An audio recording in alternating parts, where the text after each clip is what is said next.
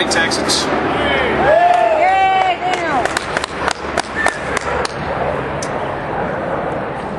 I have to say that for me to be here in front of you is an honor.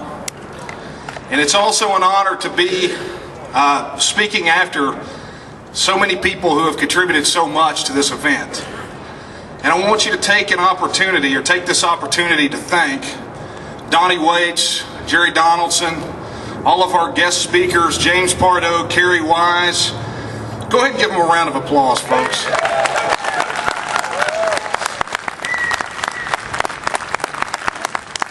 We are here for one reason and one reason alone, and that reason is Texas. Amen.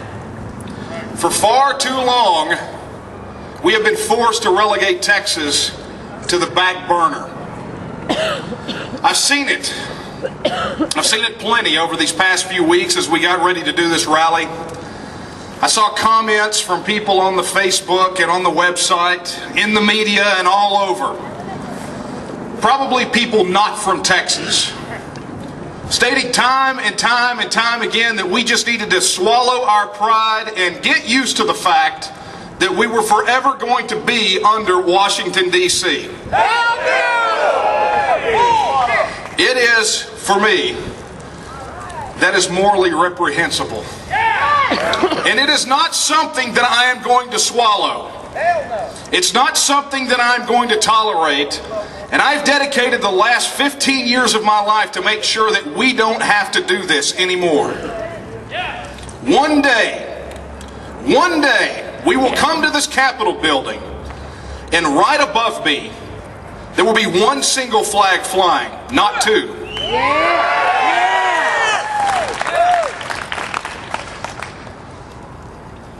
Texas is, folks. That sounds like a strange statement, but it's not. Texas is. Absolutely. From before we declared our independence to today, Texas is. No matter what they have done to us or continue to do to us, Texas will always be. Because Texas is more than the land that we are standing on, it is us. We are Texas. And we are saying that enough is enough. And we are saying it in a louder and clearer voice than any of these elected officials that inhabit this building for a limited amount of time every 2 years. We are here to say that we are Texans, and we are sick and tired of half measures. We are sick and tired of doublespeak. We are sick and tired of do as I say, but not as I do.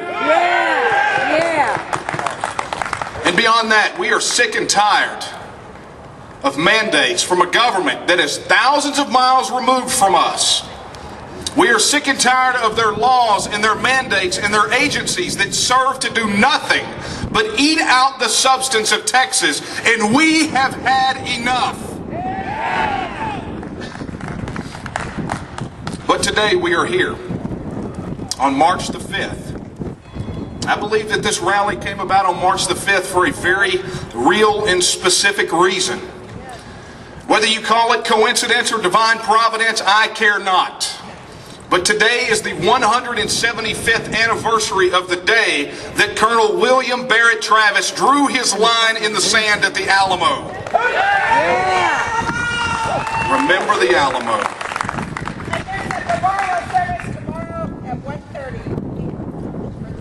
We have announcements. Thank you. But this is the 175th anniversary of this pivotal moment in Texas history. And while we all remember the siege, and while we all remember the fall, and while we all remember the Battle of Gonzales, and while we remember the massacre at Goliad, and while we hold high and celebrate the Battle of San Jacinto, overlooked often is March the 5th. The day before the Alamo fell. That, to me, is perhaps one of the most pivotal moments in Texas history. American history. World history. Nice. I'm getting requests. Do you musicians know how to deal with the request? But it is indeed one of the most pivotal moments in history. There is no doubt. and it goes under-remarked and overlooked often. It has been called myth by historians, legend by those who love Texas, but to me, it is the most sincere and honest expression of what happened in the Texas Revolution. Many of you know the story of the Alamo. You know, even if you have a passing understanding of it, you know that many stood against few. And those few held on to cherished territory that had no particular military value for 13 whole days, and that they were massacred to a man.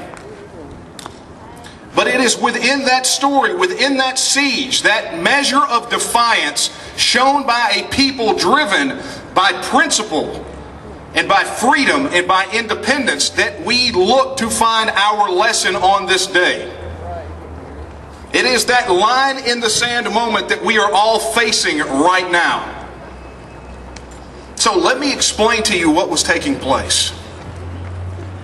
In the lead up to March the 5th, Travis had sent frantic letters out, asking for aid, asking for support, begging the convention to declare independence, asking for more muskets, more men, more supplies, more ammunition, because he believed that San Antonio was where this battle would be fought. He believed the Texas Revolution hinged entirely on what transpired at the Alamo. And so he called with all earnesty, with all sincerity, with all of his heart, for his countrymen to rally to their defense.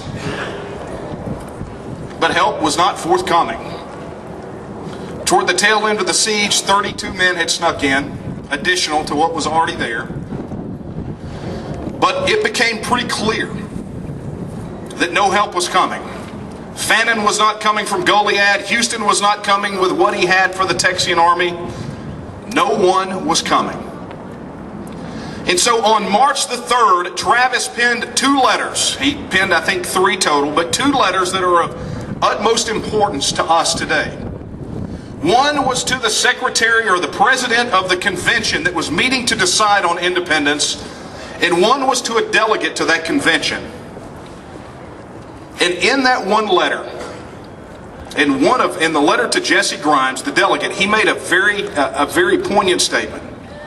He said that we are willing to give our lives 1,000 times for the cause of independence, and begged them on March the 3rd to declare independence, showing that the men of the Alamo never knew that independence had been declared on March the 2nd. They never knew. He begged them to do it and said that they were willing to give their lives thousands of times if it were to be done under the flag of independence. But in one letter, he made the statement that I believe should sting every one of us. For those who are going to watch this on video later or listen to audio or whatever, or for those of you who leave here and carry the message, carry not my message or anybody else here, but carry the message of William Barrett Travis. For if my countrymen do not rally to my aid, then our bones shall be a reproach to their neglect. A stinging rebuke of those who knew the situation and would not pick up their rifles and participate. But that was the gravity of the situation. So 2 days later, on March the 5th, Travis had to wrestle with a very serious decision. How do we handle the fact that we're not going to get aid? How are we going to handle the fact that if we do try to escape, we'll all be mowed down? How do I handle this as a leader? And so the story goes that Travis assembled the defenders of the Alamo in the courtyard in front of the chapel. And he laid out the situation for them, and he said it had come to 3 options. Number 1, surrender and be massacred. Number 2, try to escape and be massacred. Number 3, do our honor, do our duty, and do what's right for freedom and independence, and still lose our lives. And with that, he pulled out his sword and he drew a line in front of all of those defenders. And imagine for a moment, if you're watching this scene, what happened. Travis with his sword drawn, standing there with this long line in the sand, and all of the 180 defenders of the Alamo on the other side. And Travis said to them, I'm going to do my duty. I'm going to stay here, and if I perish in defense of this fort, then that's what will take place. And if I must do it alone, I will. But I am calling on each of you to decide right now whether you will stand with me and do your honor and do your duty and do what is right for Texas, and that is secure freedom and independence and lose your lives. So those who will stand with me come across that line. And at that moment, could you imagine in that fraction of a second what was going through the minds of the Alamo defenders? They were told that their cause was lost. They were told that the fort would be lost, that they would, without a doubt, beyond any shadow of certainty, lose their lives in defense of the Alamo. And so they had a stare down. But I cannot imagine that it lasted for more than a few seconds. Because without hesitation, without delay, without argument, without objection, they started to come across that line. Because they knew that there are some things that are more important than our personal priorities. They know that there were some things that were a priority over their particular personal reasons why they were even there. They knew beyond a shadow of a doubt that freedom and that independence were more important than anything. And if they did not have that, then they had absolutely nothing. So there was the line in the sand. And all of them crossed, except for Moses Rose. We won't talk about that guy. I could bash him for hours. But at least he was able to share the story. And so, we're here with this story of the line in the sand. Is it myth? Is it legend? It doesn't matter, because it's real to me. It's real to you, or it should be. And it is part of our history. It is part of that spirit that makes Texas what Texas is. And remember, Texas is. So, the line in the sand. I hear people say, and I saw it in a posting when they wrote, when the Mother Jones article, the article came out in Mother Jones magazine. Someone posted a comment and said, "Why should we care?" I don't know if it came from a Texan. I would hope not. That would be embarrassing. But that is the question. And I'm not gonna throw any kind of hate toward that person, because it's a legitimate question. Why should the line in the sand, an event that happened on this day 175 years ago, why should it matter to us in 2011? What is it about that event that should move us and spur us to action? What is the lesson for us in our time? It's simple, folks. I like simple. I hope you like simple too. The line in the sand was about decision. It was about understanding that at some point you come to a journey and you've accumulated all of the facts of a situation, and then eventually you have to choose. You are going to be moved to action one way or the other. And don't mistake, inaction is still action, just in the wrong direction. You are all going to be called on to make a personal choice, because the line in the sand, as often as misused, even in this very building where they should know better, was not about drawing a line in the sand against the Mexican army. You don't draw lines in the sand against the opposition. That is, if you want to keep them out, you don't. The line in the sand was drawn for those people that were in the Alamo. The men that Travis called comrades in arms. That's who that line was for. to give them that opportunity to make a decision. It was a physical, real symbol of what they were facing. It was something that was tangible, that on one side of the line existed tyranny and death, and on the other side existed freedom and death. It was a clear demarcation between the tyranny that was imposed by the Mexican government in 1836 and a hope for something better on the other. It was real, and they had to choose. There was no time. Hey, let me think about it and get back with you, Colonel. There was none of that. There was none of the, well, I think maybe we have about 4 or 5 more options. Can we have a committee and talk about those? There was none of that. There was none of that. There was no argument. There was no discussion. It was simply this way or that way. And it echoed a letter that was written after the Battle of Gonzales in October 24th, 1835. Understanding that the Mexican army was on the move and already coming to take the weapons from the Texans and subdue them as foreign pirates and terrorists, the municipality of Liberty, a little town called Liberty, Texas, still exists. You ought to go visit sometime. But those people got together and formed a committee of safety. And the committee of safety drafted a letter and sent it to the fellow residents of Liberty, Texas. And they made some very poignant statements. And I'm not reading that letter to you today because you can find it. It's out there. We put it out there. But I am going to tell you what it says. It said that there is no need for people to be indecisive. It made statements like, there is danger in delay. It quoted scripture and said, why halt ye between 2 opinions? It said that this decision today, or at that day, admitted of no neutrals. It was freedom of slavery, freedom or slavery. That was it. That was the bottom line. 2 things. It was their line in the sand to those people in Gonzales. And it was that spirit that carried over to the Alamo on this day 175 years ago.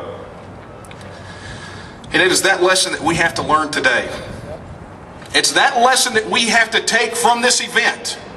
While this day should be one of the most celebrated in Texas, we are left to carry the torch, folks. We are here on the south steps of this Capitol building to give that action, that day, meaning. Because if you don't give it meaning, then you are saying that those men in the Alamo died for nothing. And I don't believe that you believe that. They either died for something or they died for nothing. There's your first line in the sand. I believe that they died for something. And I believe that it is us, this current generation, that is going to have to fight to give their deaths meaning. To give that action of crossing the line meaning. It is going to be us that has to make this happen. So here we are, 2011. We're not in a crumbling adobe mission. We're not wearing coonskin hats and holding muskets. We're not surrounded on all sides by the Mexican army. But we got our own problems. We entered into a union in 1845 where we came in with a certain understanding of the way things would work. That the government in Washington, D.C. would be within boundaries and limits, and that sovereignty and freedom would be retained by Texas. And in 2011, we find ourselves in a totally different situation.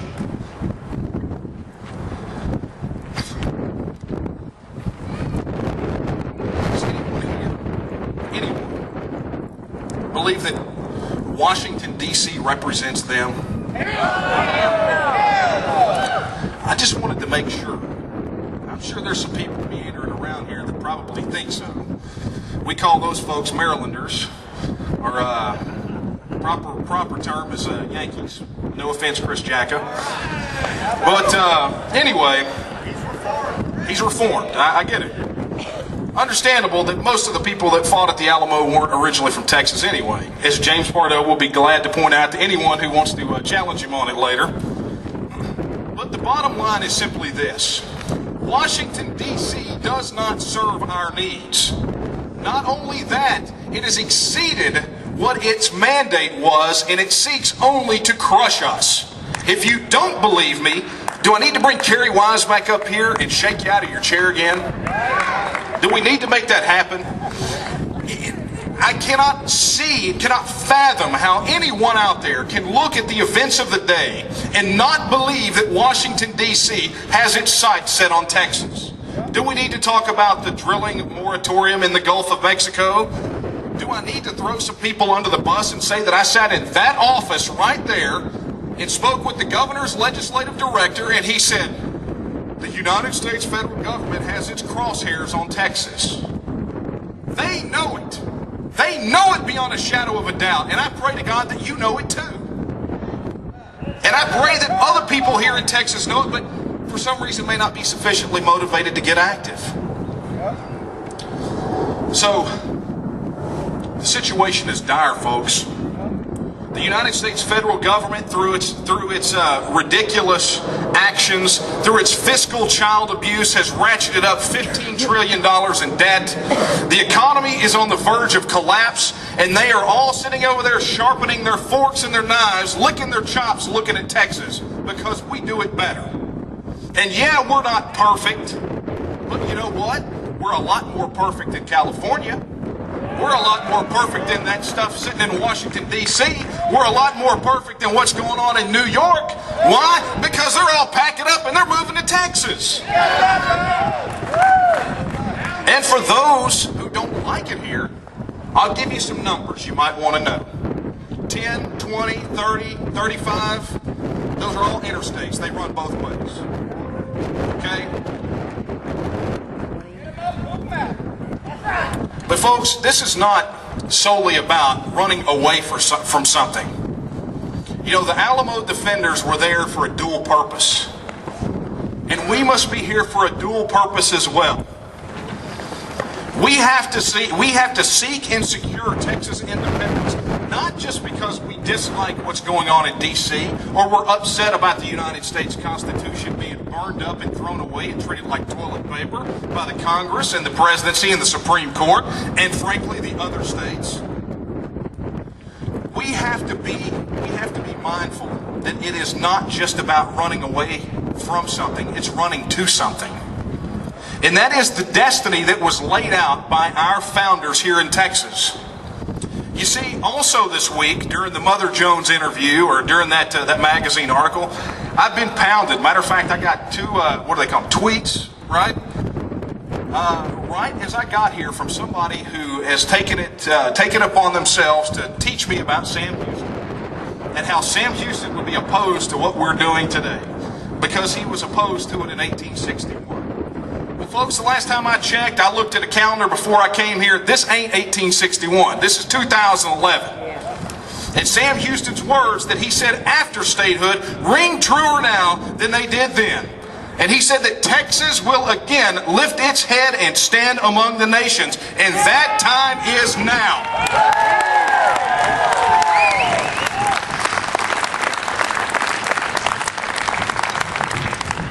Those are some guys I could pound on for a while too, but I won't. I'm not going to call them out on their ignorance, not by name anyway. But this is why we have to know the things that we know. It's why what Chris Conrad said about educating yourself on Texas. They strip us of history. They make it boring for us so we don't look into it and we don't know where we came from. And in that process, they rob us of our culture and our identity. And it is that knowledge that you gain that can give you that strength to come up here at a podium like Kerry Wise and say unequivocally, I am a Texan and I am a secessionist and I am a Texas nationalist. And I thank him for that. But here we are, folks, the line in the sand. 2011. This is our time. And this is our line in the sand. And all of these things come together to to remind us that the line in the sand, while not a physical, visible sign, there is a call to decision. Our physical survival is threatened. The preservation of liberty is threatened. Our territory is threatened. And beyond that, our very economic survival. Do we do like Jerry said? Do we continue to shoulder this burden and allow it to pile up and pass it to future generations? Or do we eliminate this burden? I interviewed my son on my radio show a few weeks back. And I had him on. He's 13 years old. And he and I had, we'd been on a car ride together for several hours. And in that process, we had a long conversation about Texas and Texas independence and studying Texas history in school right now. And so he said some things that were very poignant about Texas independence. I mean, you know, you can understand he might have a little of this rub off on him at home, right? But he said some things that were frankly very poignant in that interview. He made some statements that really just kind of, it shook me down to the core. Because at that moment that he made those statements, I knew beyond a shadow of a doubt that first and foremost he was going to wind up causing his mother grief. But beyond that, I knew that he got it. And not because we force-fed him or we indoctrinated him. He came to it on his own. So, if you look over here, there's Andrew. Raise that flag, son. Make your daddy proud. He already did. But he also issued his own line in the sand. Not just to me, but to everyone that was listening to the radio today, and I convey that message to you. And I would have had him come up here and do it, but he said that he didn't want to get on the microphone. He says it was different just talking to the microphone rather than getting up in front of everyone. But he looked at me right across that table, and to all the listeners, he said, "You got us into this situation, now you get us out of it." Mm-hmm. Yeah. Yep. I am afraid for my future. He says, "I'm afraid for my future." Folks, do you hear that? Yep. Do you think he is the only one? No. Do you think he's the only one? We've seen all kinds of children walking around here. School children on tours. There's even a monument right around on the other side of this, a monument to Texas school children. They're scared, and they have every right to be. Because our generation has allowed this to happen. And no, it didn't start with our generation, but God willing, it's going to end with our generation.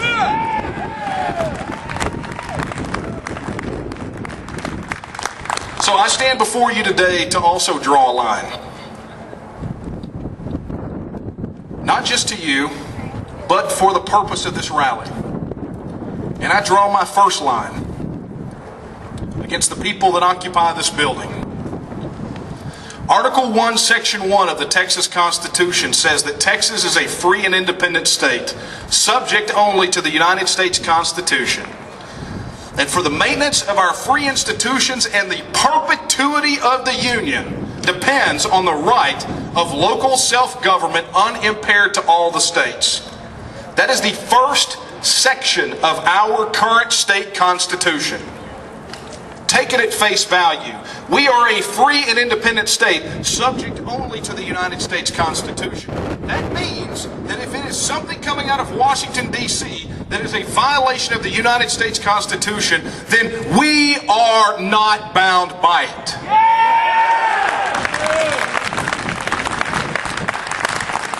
So basically, with that one statement, we just eliminated about 95% of the federal government.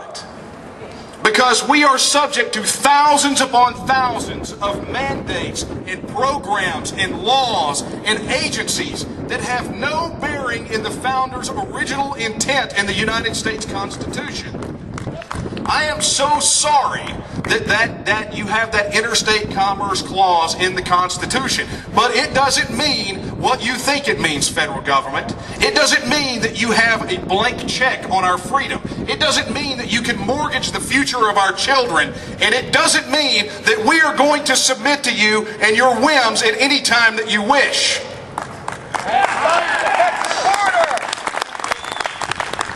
But it goes on to say that the perpetuity of the Union depends on the right of local self-government unimpaired to all the states. The perpetuity of the Union, that means its continued existence, depends on the right of local self-government. Wow. We have a right of local self-government. Do you feel like our right of local self-government has been impaired in Texas? Has it been? It has been. Beyond a shadow of a doubt, it has been. Every time they pass another law, another mandate, another program, they are impairing our right of local self-government. And therefore, according to Article 1, Section 1 of our current state constitution, the document that these people took an oath to, the Union is over. And I don't care anymore. I don't care that people are going to get their feelings hurt or think I'm a radical. I'm quoting the Constitution. And if you don't like it, go elsewhere.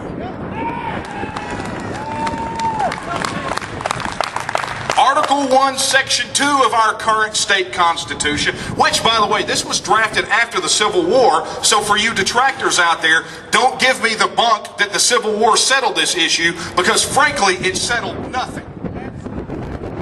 Article 1, Section 2 declares to us that all political power is inherent in the people and all free governments are founded on our authority and instituted for our benefit, and we have at all times the inalienable right to reform, alter, or abolish our government in any manner we deem expedient. And we deem it expedient now to get us out of the Union.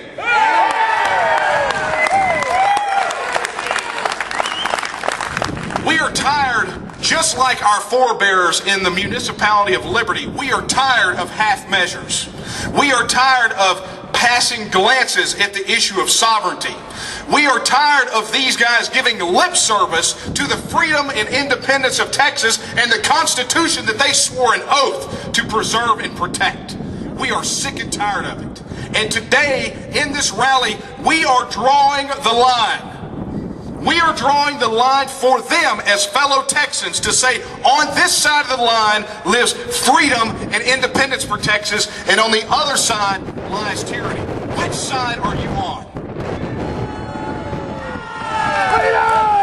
This is the line for them. This is the decision that they have to make. And they are being called to the question now. Not in a week, not in a month, not the next session, not till the next presidential election in the United States, not till the next congressional election, not till the next generation, but now! No more excuses. No more excuses from these people in this building. We want our rights. It will start with Article 1, Section 1 and Article 1, Section 2. We'll work the rest out from there. But this is what we want. So apparently, you know, the legislature meets only a certain amount of time every year, right? Very short amount of time every 2 years was 140 days, right? Can't imagine why they picked this day to have a 3-day weekend. Can't imagine for the life of me why they decided that today or this weekend was the weekend that they wanted to have their 3-day weekend to go back and meet with constituents when they got a whole bunch of constituents standing out here waiting on them right now to make a decision. It's time for us to send that message to them that they cannot duck and run. Don't complain about the Democrats running in Wisconsin when you're back meeting with constituents and we're here to demand our sovereignty. I don't want to hear it. So this is our time. Our time to send that message. And while they may be absent from this building behind us, we're going to have to send them a message. We're going to have to show them beyond a shadow of a doubt that we understand our Constitution more than they do. Article 1, Section 1 and Article 1, Section 2. We're going to have to make them believe it. We know the story of the Alamo, a few stood against many. But I'm telling you now, I know the numbers. And we are many only dealing with a few that are a bottleneck to our freedom and independence. And it's time to unclog the toilet, folks. But I said that I was going to draw another line today because I'm running short on time, folks. I said I was going to draw another line, and I guess you guys are probably getting a little tired of hearing from me preach on the same thing. I am preaching to the choir after all. But that other line is for us. That other line in the sand is for us. Because my son, he convicted me. But not just him, all the kids. They do all the time. Every time a day passes and they get closer to the age of majority, every time I think about how much closer we're going to have to get, how much more we're going to have to work to make this happen so they never have to deal with this nonsense again, so they don't have to carry the buckets. And so this line in the sand, it has to be visible. So I'm going to ask right now, every child under the age of 18, every person here under the age of 18, please come up here and line up right here in front. Don't be embarrassed. Don't be embarrassed. If you're under the age of 18, I want you to come line up right here to face these people. Yeah.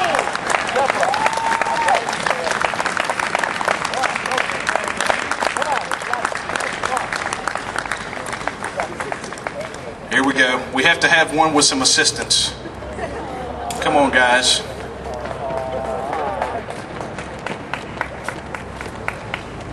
Ladies and gentlemen, meet your future.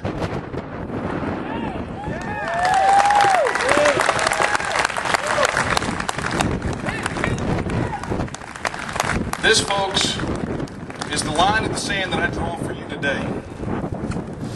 The moment of decision. Because much like those men had to look at that line that Travis drew and think about their decision, whether they were going to act or flee, whether it was going to be something real and lasting for future generations, or whether it was just going to go down as a rout. So here is your line in the sand. It's not sand, it's cement. And these kids are certainly not dirt. They mean something because they are our future. This is a real, living, breathing line in the sand for you. These guys already got their dose, but this is for you today.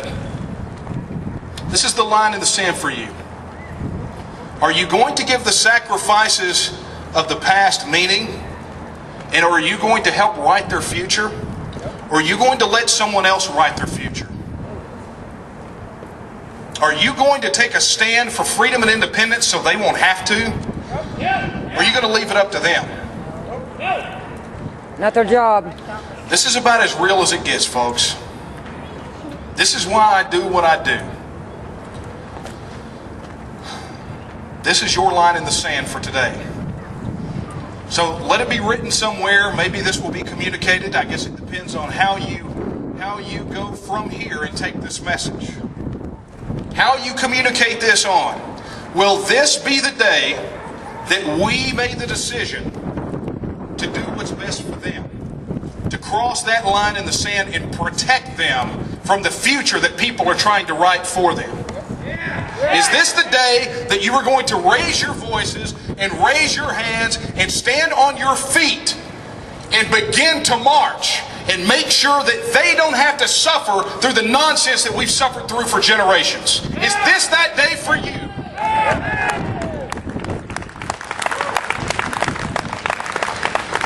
So I beg you, I'm going to do what it takes to stand between these guys and those guys. I'm going to do what it takes to stand between these guys and the future that they are trying to write for them out of Washington, D.C. And so I ask you not to confess it with your mouth, but to profess it with your deeds and your actions. to join me on that quest to secure the blessings of liberty for our posterity. Because the future that we write for them, they will get to exercise and enjoy it a lot longer than we will. And if it is a future of liberty, then they will enjoy it. Or it can be a future of suffering. That's what's on those sides of the line. So today, I want you to look at these folks. Look at these people. This is your future. Commit today. Cross that line in the sand and join with us. Join with us to create a future of liberty and freedom and independence for them. Kids, I want to pledge to you right now that no matter what happens when we leave this place, that I will not rest until you have a future worth living in.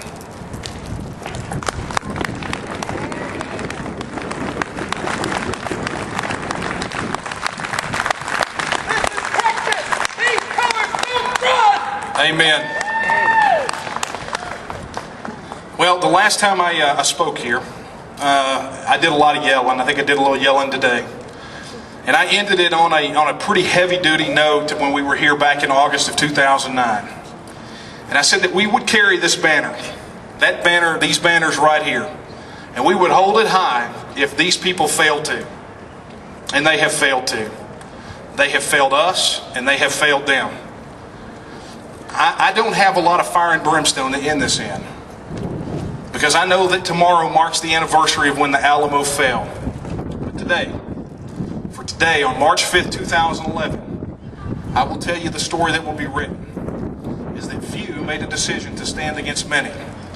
That when a human line in the sand was drawn, made up of our future, we all made the decision to give our last measure of devotion, if necessary, to preserve it. I want to thank you all. God bless you, God bless Texas, and God bless our future.